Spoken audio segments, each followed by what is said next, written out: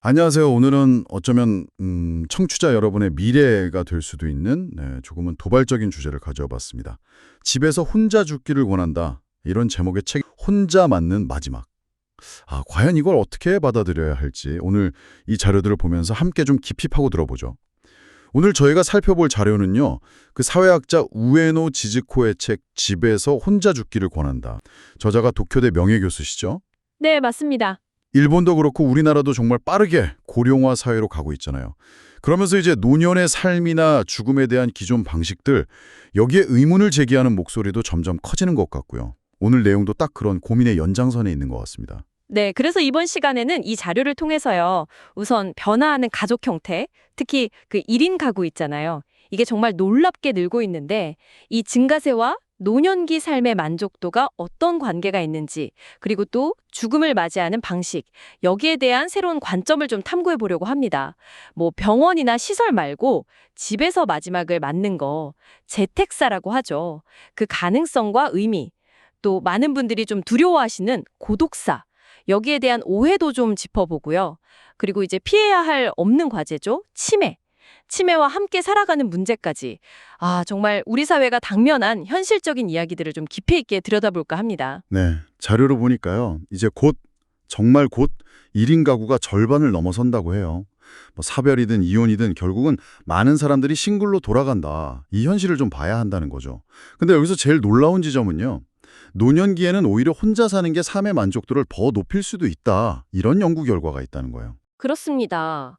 그 오사카의 한 의사 선생님, 수지가와 씨라고 하는데요. 60세 이상 고령자 한 460명 정도를 대상으로 연구를 하셨어요. 근데 결과가 정말 놀랍게도 혼자 사는 고령자의 생활 만족도가 가족이랑 같이 사는 분들보다 더 높게 나왔다는 겁니다. 정말요? 네. 심지어 건강 상태가 좀 나빠져도 만족도가 그렇게 크게 떨어지지도 않았고요.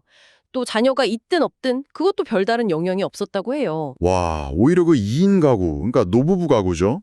이 경우는 남녀 모두 싱글보다 만족도가 낮았고 특히 여성의 만족도가 더 낮았다. 이건 좀 충격적인데요. 그렇죠. 연구자가 이걸 아내의 단독 패배라고까지 표현했다는데 정말 직설적이네요. 네, 표현이 좀 강하죠? 그러면서 이제 노부부 행복 비결 7가지 이런 걸 제시하는데 들어보니까 뭐 서로 이해하고 가사 분담하는 건 당연하고 가치관 차이는 그냥 신경 끄고 또 때로는 좀 거리도 두고 각자 자기 세계 존중하고 뭐랄까 약간 더 개인주의적인 방식으로 같이 살아야 한다. 이런 느낌이더라고요. 여기서 이 저자가 중요하게 보는 건 선택한 싱글이냐 아니면 어쩔 수 없이 된 싱글이냐 이걸 좀 구분해야 한다는 거예요. 그러니까 싱글의 삶을 스스로 받아들이고 좀 마음의 준비가 되어 있다면 외로움이나 불안 같은 건 충분히 관리할 수 있다는 거죠. 뭐 미디어 같은 데서는 혼자 사는 고령자를 자꾸 문제 상황처럼 그리잖아요. 네, 맞아요. 약간 부정적으로 많이 비춰지죠. 근데 저자는 혼자 사는 것 그 자체랑 사회적으로 고립되는 건 분명히 다른 문제다. 이렇게 딱 선을 긋습니다. 청취자 여러분은 어떻게 생각하세요? 혼자 사는 노년의 삶에 대해서요. 혼자 사는 삶의 만족도가 높을 수 있다는 것도 참 흥미로운데 결국 누구나 맞이해야 하는 그 죽음의 장소, 이 이야기도 참 중요할 것 같아요. 저자는 우리가 죽음을 너무 병원이라는 공간에만 가둬두고 있다 이렇게 지적하던데요. 맞습니다.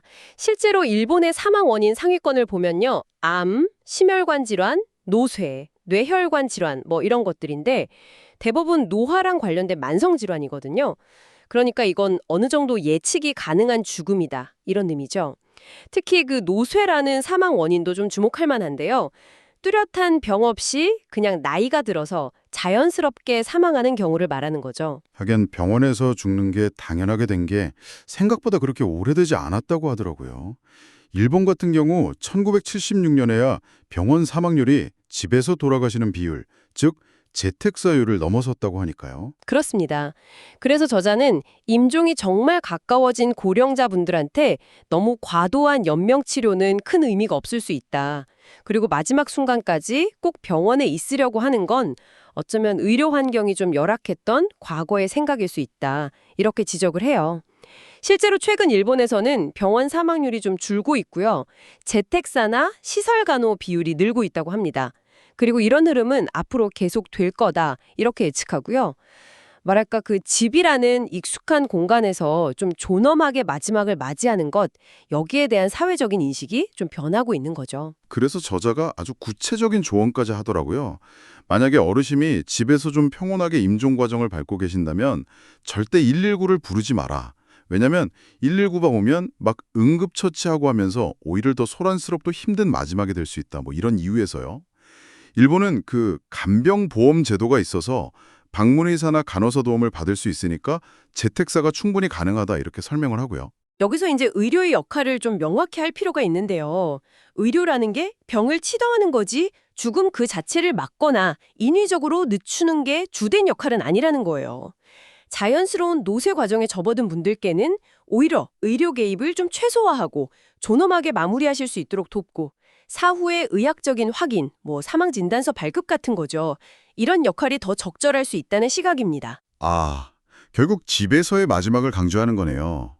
근데 이런 관점에서 보면 그 요양원 같은 시설에 대해서는 상당히 비판적일 수밖에 없을 것 같은데요. 네, 맞습니다. 저자는 그 시설이나 데이케어 서비스에 대해 아주 비판적인 입장을 보여요.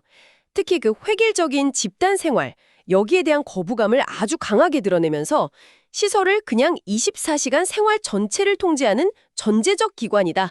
심지어 교도소에 비유하기도 합니다. 교도소요? 와. 네. 교도소는 그래도 형기 마치면 나갈 수 있지만 노인시설은 죽어야만 나올 수 있다.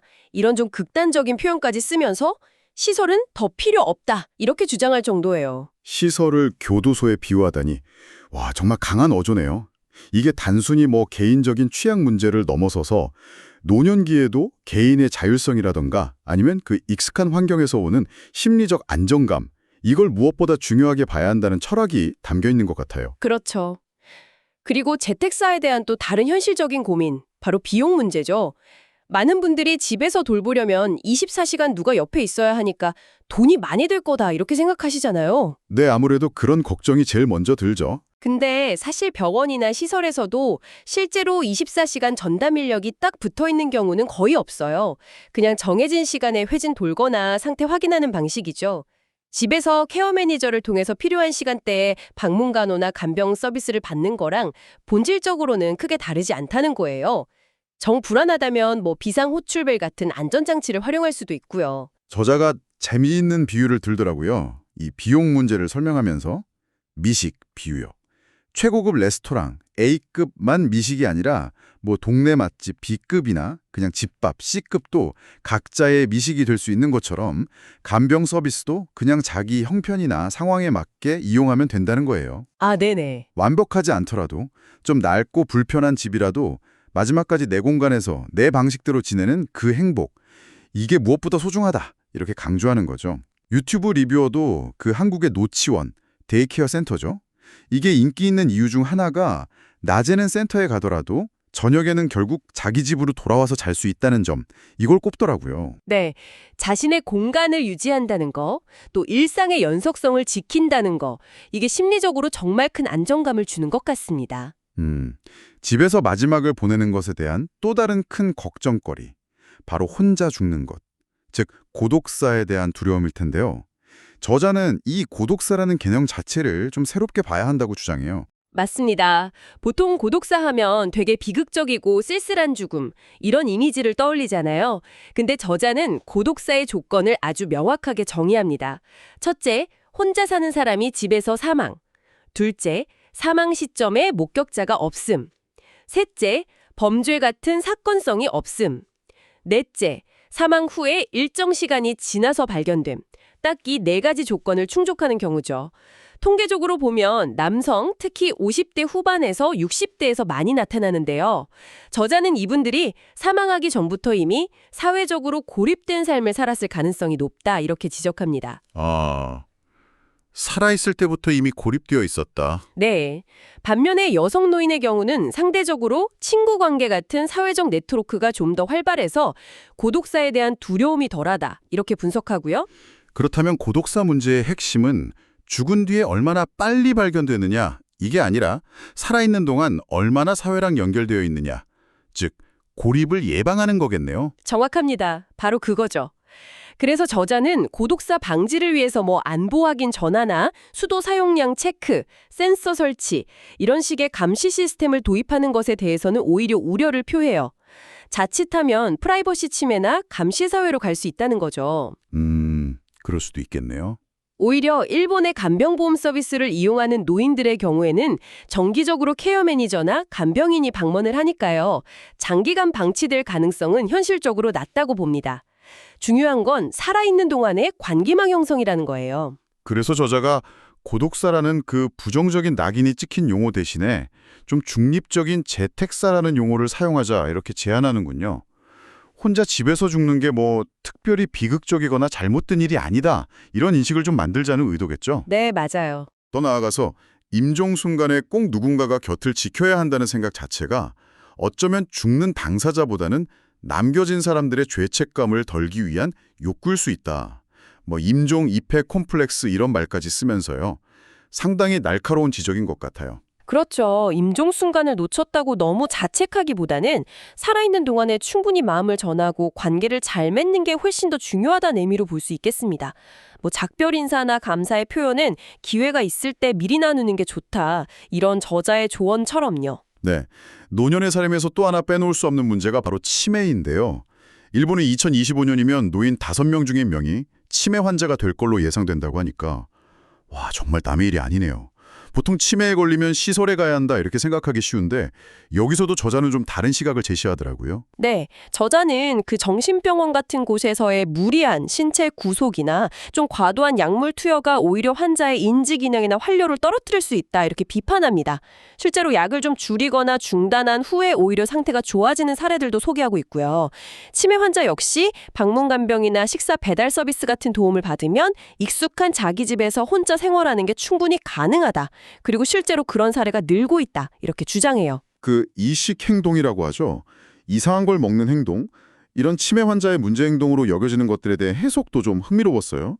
예를 들어서 냉동식품을 막 뜯어서 갉아먹는 행동. 이게 당장은 이상해 보일 수 있지만 어떻게 보면 냉동실에 먹을 게 있다는 걸 인식하고 있다는 증거로 볼 수도 있다는 거죠. 그렇죠. 인지 기능이 남아있다는 증거를 보는 거죠. 세제 같은 위험한 걸 마시는 경우도 사실 마시라 냄새 때문에 대부분 뱉어내지 치사량까지 마실 가능성은 낮다고 보고요. 네. 그리고 치매 아버지가 집에서 자꾸 배설 실수를 하시니까 근처에 사는 아들 부부가 케어 매니저랑 상의를 했대요. 그러고 나서 아버지 공간이니까 아버지 마음대로 하셔도 된다 이렇게 받아들이고 방문 요양 서비스를 늘린 사례도 나오거든요.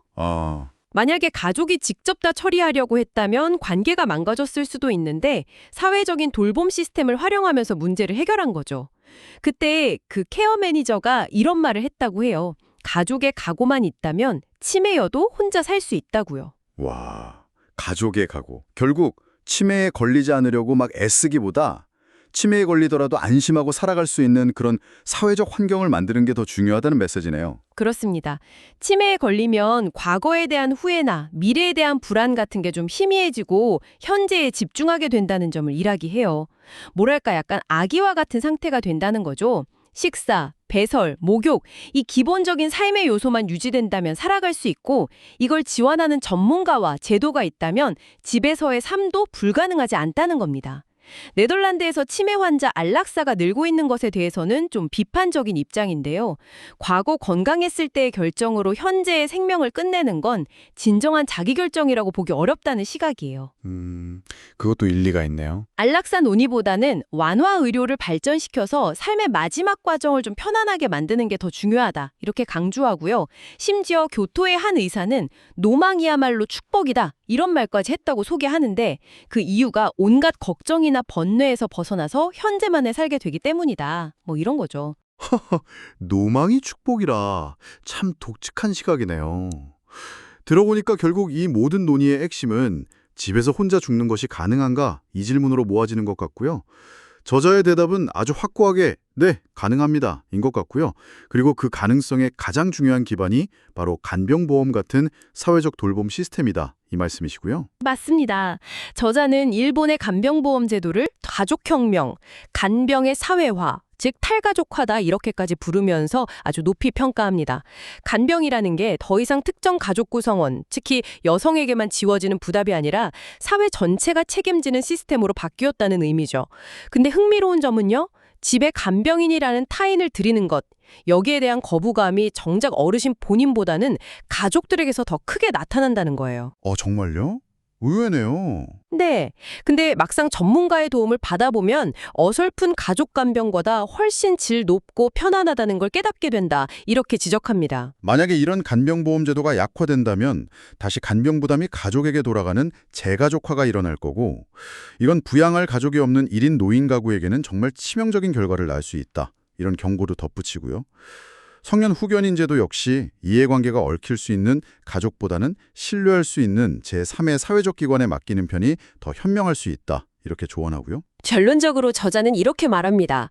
혼자 사는 노인이 안심하고 살 수 있는 사회는 그 자녀 역시 안심하고 부모를 혼자 둘 수 있는 사회라는 거죠. 그리고 안심하고 나이 들 수 없는 사회는 결국 젊은 세대에게도 불안하고 위험한 사회일 수밖에 없다. 왜냐하면 우리 모두는 예외 없이 늙고 언젠가는 죽음을 맞이하기 때문입니다. 사망률 100%라는 현실은 누구도 피해갈 수 없으니까요. 네. 오늘 저희는 우에노 지즈코의 책 리뷰를 통해서요. 1인 가구 시대의 노년, 그리고 재택사, 고독사에 대한 어떤 통념을 깨는 시각들, 그리고 치매 돌봄에 대한 현실적인 제안들을 좀 깊이 있게 살펴봤습니다. 죽음이나 노화에 대해서 막연히 두려워하기보다는 간병보험 같은 사회적 시스템을 통해서 존엄하게 자신의 삶을 마무리할 수 있는 가능성, 이걸 좀 엿볼 수 있었던 것 같아요. 네, 건강하게 살다가 짧게 앓고 떠나고 싶은 마음은 뭐 누구나 갖겠지만 현실은 우리의 바람과 다를 수 있으니까요. 네, 그렇죠. 중요한 것은 죽음의 형태 그 자체가 아니라 살아있는 동안 얼마나 좀 충만하게 살았는가. 그리고 도움이 필요할 때 기댈 수 있는 사회적인 연결망이나 지원 시스템이 얼마나 잘 갖춰져 있는가. 아마 이런 점일 겁니다. 혼자 죽는 것을 두려워하기보다 살아있는 동안에 고립을 경계해야 한다는 저자의 메시지가 참 인상 깊었습니다. 네. 저자는 치매 예방에만 힘쓸 게 아니라 치매에 걸려도 안심하고 살아갈 수 있는 사회, 그리고 뭐 생산성이나 사회 공헌 여부로 사람의 가치를 재단하지 않는 사회, 이걸 만들어야 한다고 강조하는데요. 도움이 안 되는 사람은 살면 안 되나요? 이 질문은 참 많은 생각을 하게 만드는 것 같습니다. 그렇다면 청취자 여러분께서 생각하시는 혹은 바라시는 괜찮은 마지막을 위한 사회의 모습은 어떤 걸까요? 단순히 돌봄 시스템을 확충하는 것을 넘어서 우리에게 정말 필요한 가치는 무엇일지 한번 고민해보는 것도 의미 있을 것 같습니다. 오늘 이야기는 여기까지 나누겠습니다.